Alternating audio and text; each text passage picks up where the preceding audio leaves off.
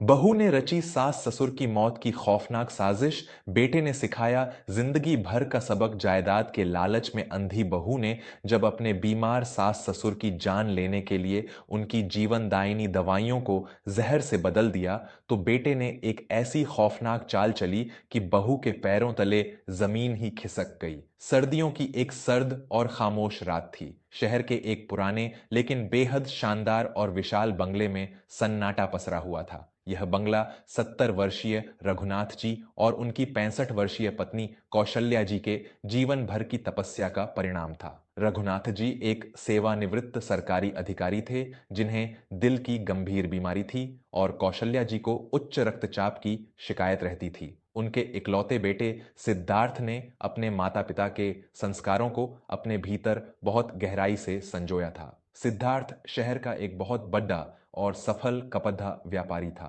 उसका विवाह देविका नाम की एक अत्यंत सुंदर लेकिन भीतर से बेहद स्वार्थी और लालची लड़की से हुआ था। देविका एक ऐसे परिवार से आई थी जहां हर रिश्ते को केवल पैसों के तराजू पर तौला जाता था।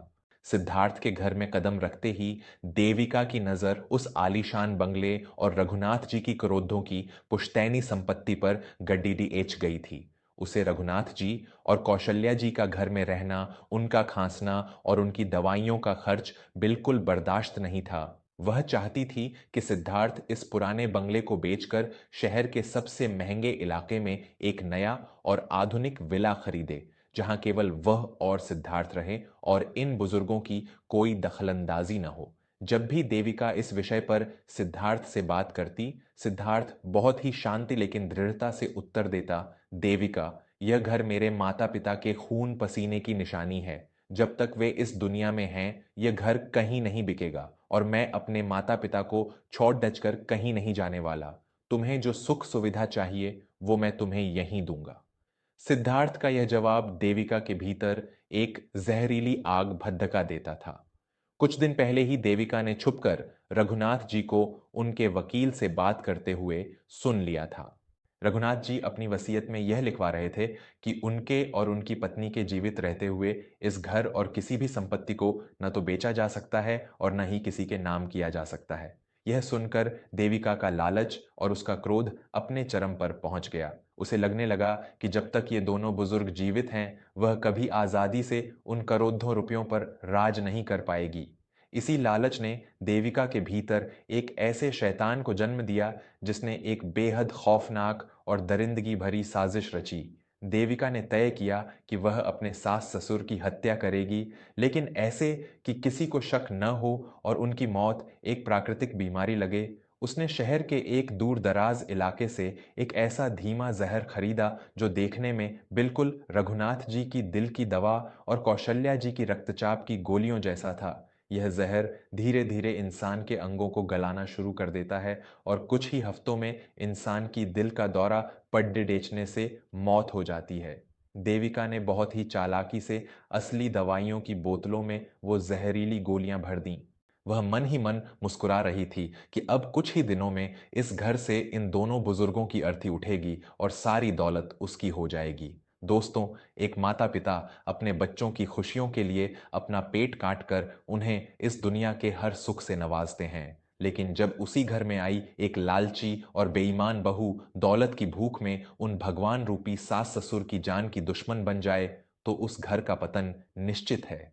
पैसा इंसान को इतना अंधा कर देता है कि उसे अपने भीतर का दानव दिखाई ही नहीं देता। आज हमारे समाज में ऐसे कई परिवार हैं जहां बुजुर्ग अपनी ही चार दीवारी के भीतर असुरक्षित हैं। अगर आप भी मानते हैं कि माता पिता का जीवन दुनिया की हर दौलत से बढ़कर है और उनके खिलाफ रची गई हर साजिश का पर्दाफाश होना चाहिए, तो कृपया बिना एक पल गंवाए हमारे इस चैनल वर्मा स्टोरीज को अभी सब्सक्राइब कर लें। आपका एक सब्सक्राइब हमें ऐसी ही दिल को झकझोर देने वाली और समाज का असली आईना दिखाने वाली कहानियां आप तक पहुंचाने की शक्ति देता है। वर्मा स्टोरीज परिवार का हिस्सा बने और इस खौफनाक कहानी की गहराई में उतरें। देविका की यह खौफनाक साजिश बहुत ही खामोशी से अपना काम कर रही थी। रघुनाथ जी और कौशल्या जी रोज सुबह शाम वो जहरीली गोलियां अपनी जीवनदायिनी दवा समझकर खा रहे थे। कुछ ही दिनों में उनके शरीर में उस जहर का असर दिखने लगा। रघुनाथ जी को सांस लेने में तकलीफ होने लगी और कौशल्या जी दिन भर कमजोरी के कारण बिस्तर पर पड्डिड ही रहती। देविका सिद्धार्थ के सामने घद्दियाली आंसू बहाती और दिखावा करती कि वह उनकी कितनी सेवा कर रही है, लेकिन ईश्वर की लाठी में आवाज नहीं होती। एक दिन सिद्धार्थ को व्यापार के सिलसिले में 2 दिन के लिए शहर से बाहर जाना था, लेकिन उसकी एक महत्वपूर्ण बैठक अचानक रद्द हो गई और वह दोपहर में ही घर वापस लौट आया। देविका अपने कमरे में सो रही थी। सिद्धार्थ अपने माता पिता के कमरे में गया तो उसने देखा कि रघुनाथ जी दर्द से कराह रहे हैं और उनके माथे पर पसीना है। सिद्धार्थ घबरा गया। पिताजी, क्या हुआ आपको? आपकी तबीयत इतनी अचानक कैसे बिगड़ गई? क्या आपने अपनी सुबह की दवा ली थी? सिद्धार्थ ने घबराते हुए पूछा। रघुनाथ जी ने कांपते हुए स्वर में कहा, हाँ बेटा, देविका बहू ने अपने हाथों से सुबह ही मुझे गोलियां दी थीं, लेकिन पता नहीं क्यों पिछले कुछ दिनों से दवा खाने के बाद सीने में अजीब सी जलन होती है और शरीर टूटता है। सिद्धार्थ को थोड़ा अचरज हुआ। उसने मेज पर रखी उस दवा की बोतल को उठाया। सिद्धार्थ ने पिछले कई सालों से अपने पिता की वो दवाइयां खरीदी थीं, इसलिए वह उनका रंग और आकार बहुत अच्छे से पहचानता था। जब उसने बोतल से एक गोली अपनी हथेली पर निकाली तो उसने देखा कि उस गोली का रंग असली दवा से थोड़ा सा फीका था और उसमें से एक अजीब सी रासायनिक गंध आ रही थी। सिद्धार्थ का माथा ठनका। उसने बिना कोई आवाज किए वो गोली अपनी जेब में रखी और तुरंत अपने एक पुराने मित्र के पास गया जो शहर के एक बड़े अस्पताल में रासायनिक विशेषज्ञ था। जब उस मित्र ने प्रयोगशाला में उस गोली की जांच की तो जो सच्चाई सामने आई उसने सिद्धार्थ के पैरों तले से जमीन खींच ली। मित्र ने गंभीर होकर कहा, सिद्धार्थ, यह कोई दिल की बीमारी की दवा नहीं है, यह तो एक बहुत ही खतरनाक और धीमा जहर है। अगर अंकल जी इसे कुछ दिन और खा लेते तो उनके दिल की नसें पूरी तरह फट जाती और उनकी मौत हो जाती। यह जहर किसी ने जानबूझकर दवा की बोतल में मिलाया है।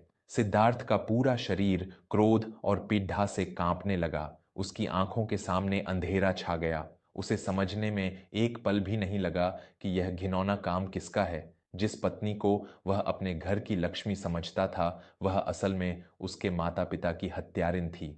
सिद्धार्थ उसी क्षण घर जाकर देविका की गर्दन दबोचना चाहता था, लेकिन उसने अपने उबलते हुए खून पर नियंत्रण रखा। वह जानता था कि केवल चीखने चिल्लाने से कुछ नहीं होगा, देविका मुकर जाएगी।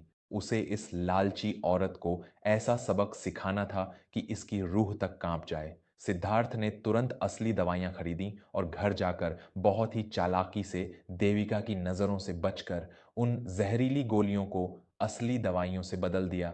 देविका को इस बात की भनक तक नहीं लगी। सिद्धार्थ ने अपने माता पिता को असली दवाइयां देनी शुरू कर दी, जिससे उनकी तबीयत धीरे धीरे सुधरने लगी। लेकिन सिद्धार्थ ने उन्हें हिदायत दी कि वे देविका के सामने बीमार और कमजोर होने का ही नाटक करें। दोस्तों, जब इंसान का सबसे करीबी ही उसकी पीठ में खंजर घोंपने लगे तो उस दर्द को शब्दों में बयान नहीं किया जा सकता।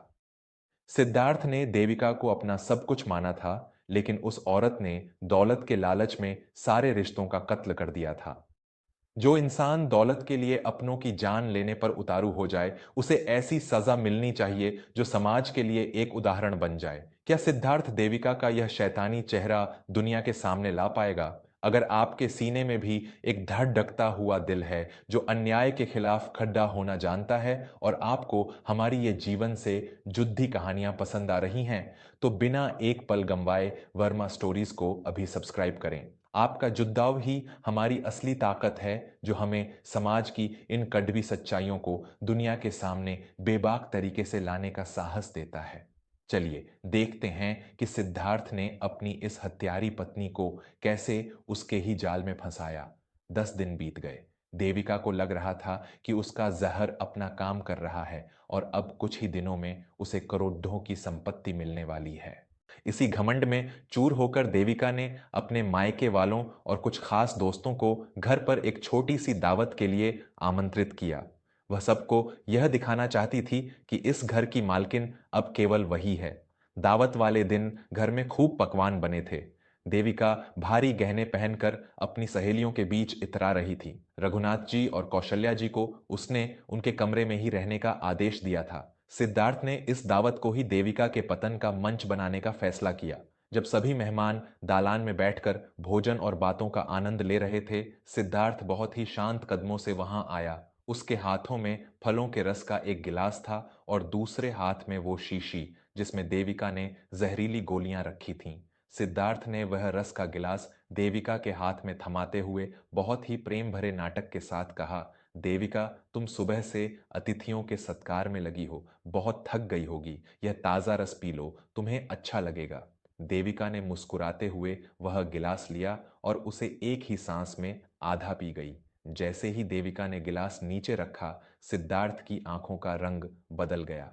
उसने अपनी आवाज को थोड़ा ऊंचा करते हुए कहा, देविका, रस का स्वाद कैसा था? मैंने इसमें तुम्हारे ही द्वारा लाई गई वो खास गोलियां पीसकर मिला दी थीं, जो तुम पिछले 15 दिनों से मेरे माता पिता को खिला रही हो। यह सुनते ही देविका के हाथ से वह कांच का गिलास छूटकर जमीन पर गिर पड्ढा और चकनाचूर हो गया। उसके चेहरे का सारा रंग उड़ डाच गया। उसकी आंखें फटी की फटी रह गईं। दावत में मौजूद सभी मेहमानों के बीच सन्नाटा छा गया। क्या क्या कह रहे हो तुम सिद्धार्थ? कौन सी गोलियां?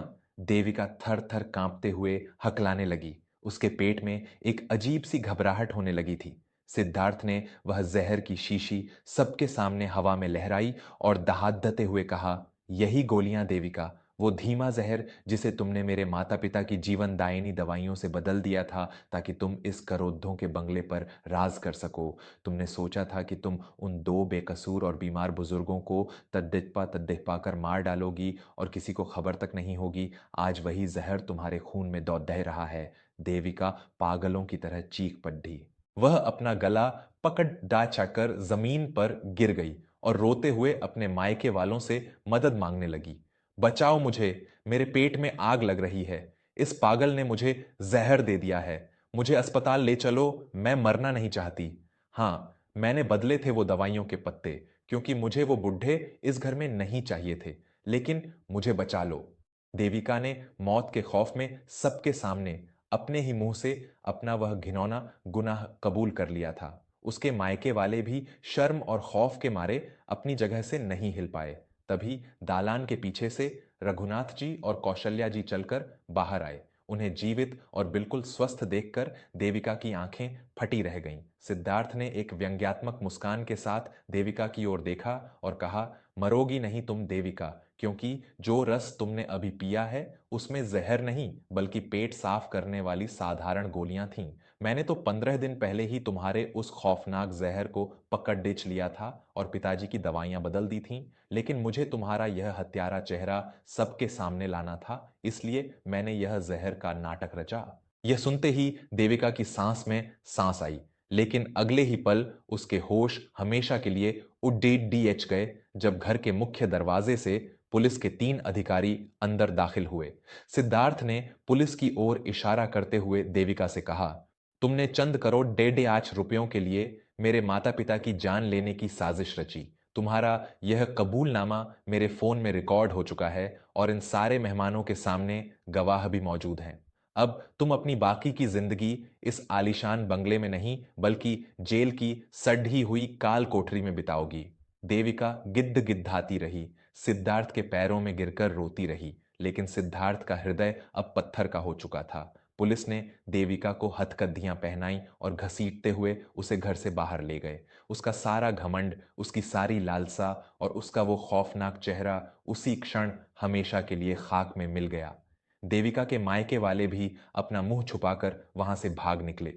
सिद्धार्थ ने अपने माता पिता के पैरों में गिरकर उनसे क्षमा मांगी कि उसके कारण उन्हें इतने दिन मौत के साये में जीने पड़े। रघुनाथ जी ने अपने बेटे को गले लगा लिया और उसे सच्चा श्रवण कुमार कहा।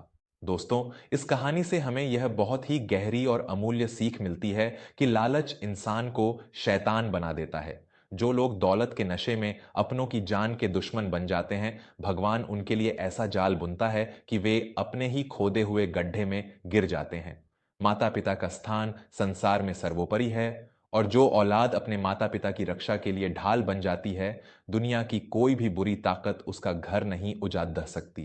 बुराई चाहे कितनी भी खामोशी से क्यों न रची जाए, सच्चाई एक न एक दिन अपना रास्ता खोज ही लेती है। अगर इस कहानी ने आपके दिल के किसी भी तार को गहराई से छेदा है, आपकी आंखों में नमी ला दी है और आपको जीवन का एक बहुत बद्दा सच दिखाया है, तो इस वीडियो को तुरंत लाइक करें और हमारे चैनल वर्मा स्टोरीज को अभी सब्सक्राइब करें।